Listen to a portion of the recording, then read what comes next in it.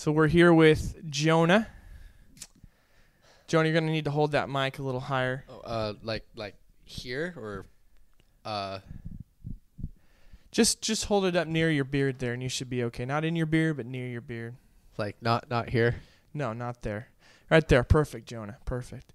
Well, folks, today on 45 Minutes, we're here with Jonah, and he's going to share with us a truly unbelievable story. But before we get into that, let's start with just Jonah. Tell us a bit about who you are. My name's Jonah. I'm from Israel, and I'm a prophet. Jonah, what is a prophet? What do you do as a prophet? I answer to the Lord. He speaks to me, and I'm basically His will. He tells me to do things and go places and say things to people, and I'm kind of like a gopher for God.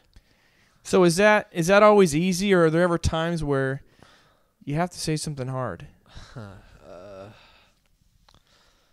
It's not an easy job. I like it, I guess. Just tough times. Well, that kind of leads into the story of why we're really here today on 45 Minutes. Jonah, tell me, what did God say to you on that day that got you so rattled? I was listening to the Lord speak, and He had told me to go to this place called Nineveh and tell them to turn away from what they were doing because they were wicked. And I'm like, no. Why not? Why Nineveh? What's so hard about Nineveh? I don't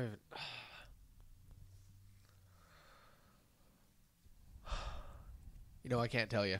I don't even know. I got scared, and I ran. Well, looking in the past of Israel, I've done some research, and looks like they were really one of your bitter enemies as a country, and were never very, very nice. They attacked you on numerous occasions and were very brutal with you. I mean, I can understand how that could be a difficult task for you. We don't like to talk about that, Mark. Okay. So Jonah, what happened next? God speaks to you. What do you do? Went down to the docks, spent all the cash I had in my pocket, and got a boat heading south, just as far away from Israel as I could get. Now, I know you didn't have compasses in, so you obviously didn't know, but you were actually going west towards Tarshish. I was? Yeah. And Tarshish was, at that time, right, the furthest place known to man.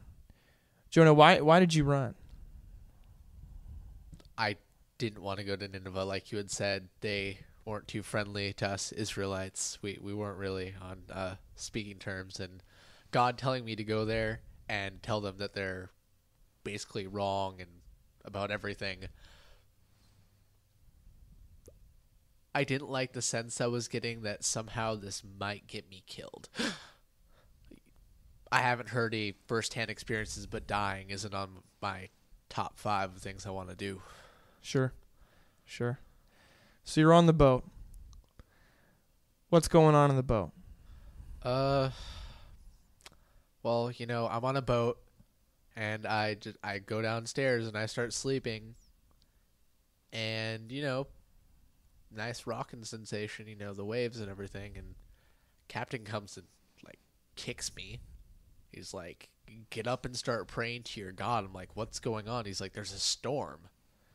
So I get above decks, and everyone's screaming and freaking out, and there's thunder and waves and stuff, and they're like, "Pray to your God. Why is this happening?" And well, they knew why I was on the boat, but they didn't know what I did. So did you get the feeling that the storm was from God? Yeah, I pretty much put that one on my account. I caused that just a little. So they asked what to do to fix them. It's like, throw me overboard. Really, that's the way to do this. At first, they didn't listen to me. They were really nice guys. They were trying to row back to shore. 6 of the oars broke. One guy was really hurt, and they're like, "Dude, I'm sorry."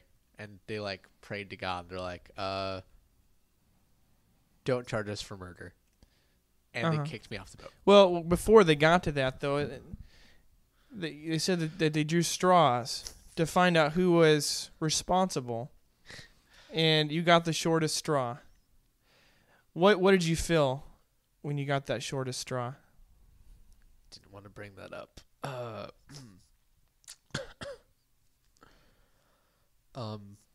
That God did that.